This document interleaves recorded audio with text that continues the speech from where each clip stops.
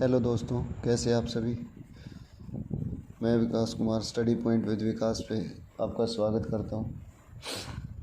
आज मैं आपके लिए एक और नई वीडियो लेके आया हूँ। आज हम लोग एक नया टॉपिक पढ़ेंगे। मैं आपका ज़्यादा टाइम ना लेते हुए टॉपिक को स्टार्ट करता हूँ। आज हम डायरेक्शन के बारे में पढ़ेंगे। ठीक है दोस्तों। डायरेक्शन जिसका मतलब क्या होता है, दिशा। ये बहुत ही इम्पोर्टेंट टॉपिक रहेगा आपका, क्योंकि इस टॉपिक में से कम एक क्वेश्चन आपका ज़रूर आता है। ठीक है, तो आपको सबसे पहले मैं आपको बेसिक के बारे में बताऊंगा। इसके अलावा एक चीज़ और भी है, मैं अब हर एक वीक में आपके लिए कम से कम 2 टॉपिक ज़रूर करवाऊंगा आपके। ठीक है, कहने का मतलब 2 वीडियो मैं आपके लिए ज़रूर लेके आऊँगा। तो देखिए दोस्तों, टॉपिक स्टार्ट करते हैं। डायरेक्शन का मतलब क्या होता है, दिशा। तो सबसे पहली बात, कुल दिशा कितनी होती हैं, टोटल कितनी होती हैं। मैं बात करूँ टोटल जो है वो कितनी होती हैं, 10 होती हैं। 10 कौन कौन सी होती हैं, ध्यान देना। मैं एक डायग्राम बना रहा हूँ आपको समझाने के लिए। कुछ इस प्रकार से होती है। ठीक है दोस्तों, जो सबसे ऊपर जो होती है इसको हम क्या बोलते हैं, नॉर्थ। क्या बोलते हैं, नॉर्थ। हिंदी में क्या बोलते हैं, उत्तर दिशा। ठीक है दोस्तों, नॉर्थ के अपोजिट हमेशा क्या होगी, साउथ। क्या होगी दोस्तों, साउथ। साउथ को क्या बोलते हैं, दक्षिण दिशा। ठीक है, उसके बाद इधर जो होगी उसको क्या बोलते हैं, ईस्ट। हिंदी में क्या बोलते हैं, पूर्व दिशा। ठीक है, इधर जो होगी उसको क्या बोलेंगे, वेस्ट। वेस्ट का मतलब पश्चिम दिशा। ठीक है, समझ में आ गया, सबको दिखाई दे रही है, क्लियर है।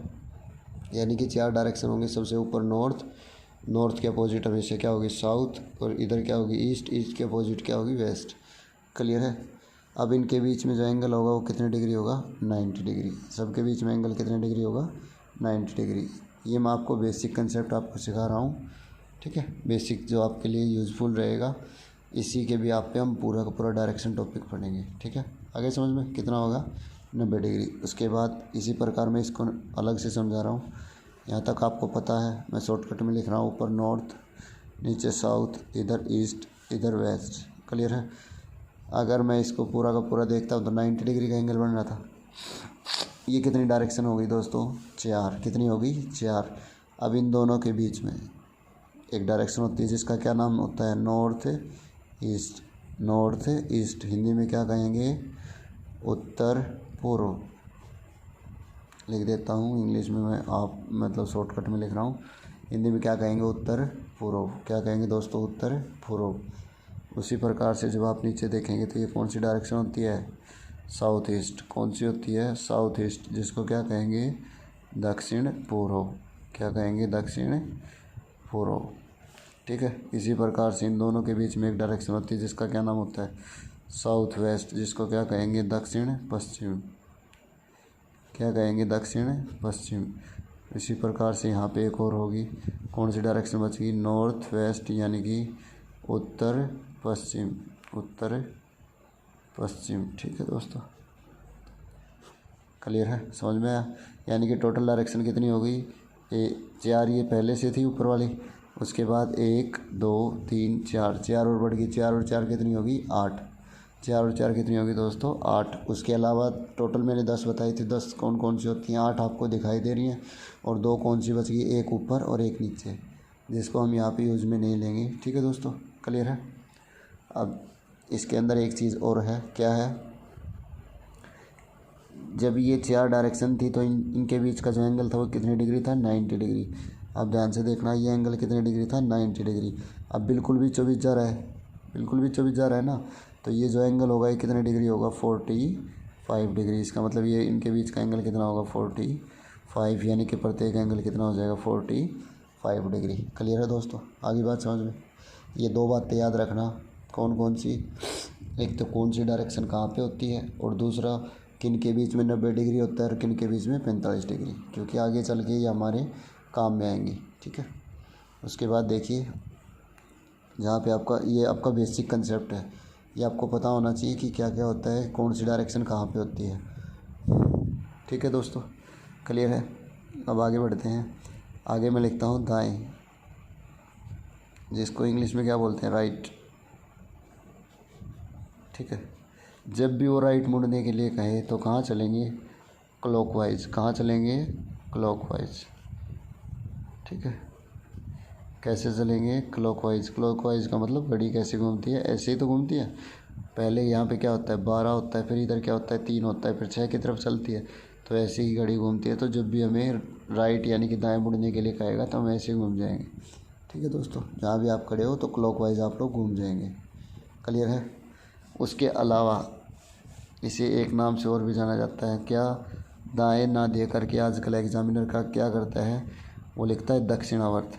क्या लिखता है, दक्षिणावर्त।